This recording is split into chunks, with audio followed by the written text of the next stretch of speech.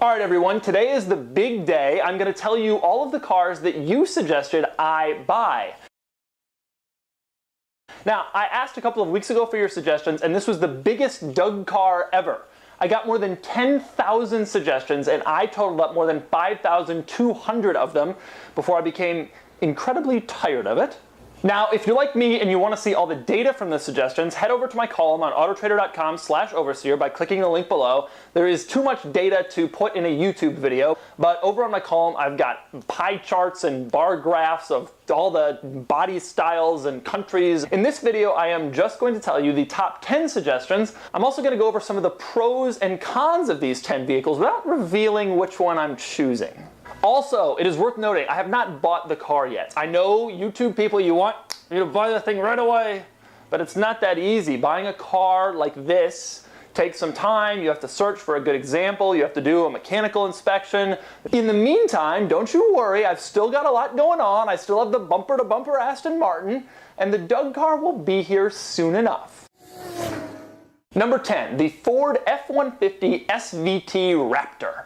Ah, the Raptor. The Raptor would be great. Pro, I can run over another PT Cruiser. Con, I live in a crowded city and I would probably take up 2 lanes every time I went anywhere.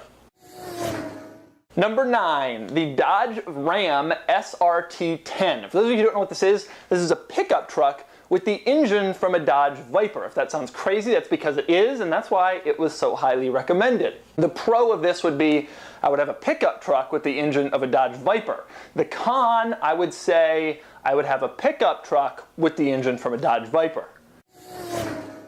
Number 8, maybe the most surprising suggestion on the list, the Mercedes-Benz G-Wagon. Admittedly, some of you suggested not just a regular G-Wagon, but the G63 6x6, which is a $500,000 vehicle. Not buying that, just FYI, it won't be that.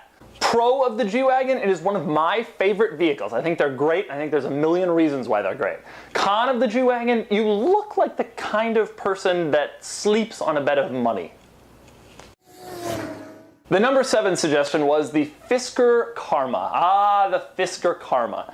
A hybrid electric luxury sedan with unique body panels and a plug-in engine from a company that no longer exists. So I would say the biggest con of the Fisker Karma is that I have no idea if I will even be able to fix it anywhere. The pro, however, is, aren't we all a little curious?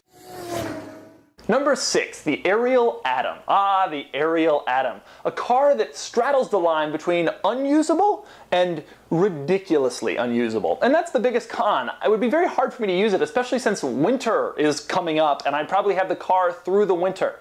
The pro, of course, is it is absolutely absurd, and I think it would be kind of fun to drive around in something that ridiculous looking. Number 5, the Acura NSX, the venerable Acura NSX. I specifically told you people not to recommend me a serious sports car, and the NSX still ended up 5th, which proves how much you want to see stuff about the NSX. The con, of course, is it is pretty similar to the Aston. It's not like you can do crazy stuff. I'm not running over any PT Cruisers in an NSX. But the pro is the NSX seems to be one of the coolest cars of all time. Number 4, the Toyota Supra. Ah, the Supra splits opinions like nothing in the world. Some people would love it if I got a Supra. Other people think it's just kind of a Toyota. The biggest pro is that this is an iconic car. Definitely one of the coolest sports cars of its time. The biggest con is that not everybody thinks that. Now cue all the angry comments for people who do think that. Now the Supra is one of the best. It really is. The number 3 most suggested car, the DeLorean. Ah, the DeLorean. I think it would be great to have a DeLorean. I think it would be, these are the pros. It would be interesting, it'd be cool, it'd be bizarre. Everything about it would be unique. The con, however, these are the pros. The con is people asking me about Back to the Future. And I think the con outweighs the pro, but we'll see. I'm considering it. But I would really, if I pull up to even one stoplight and somebody says, hey, you got a flux capacitor, I think I'll just have to sell it.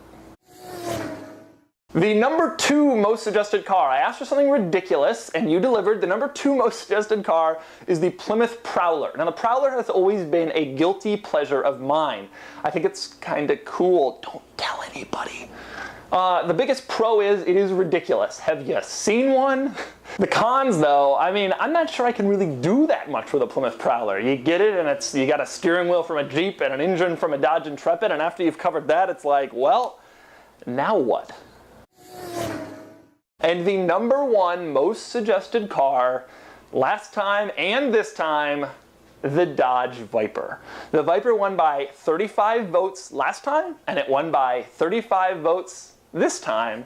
It is the car you most want to see me in. The pros are obvious. It is a V10 ridiculous, insane automobile of epic absurdity. The cons, just as obvious. I'll probably die. So, what is the Doug car going to be? Well, you've heard the top 10, and it'll probably be something on that list.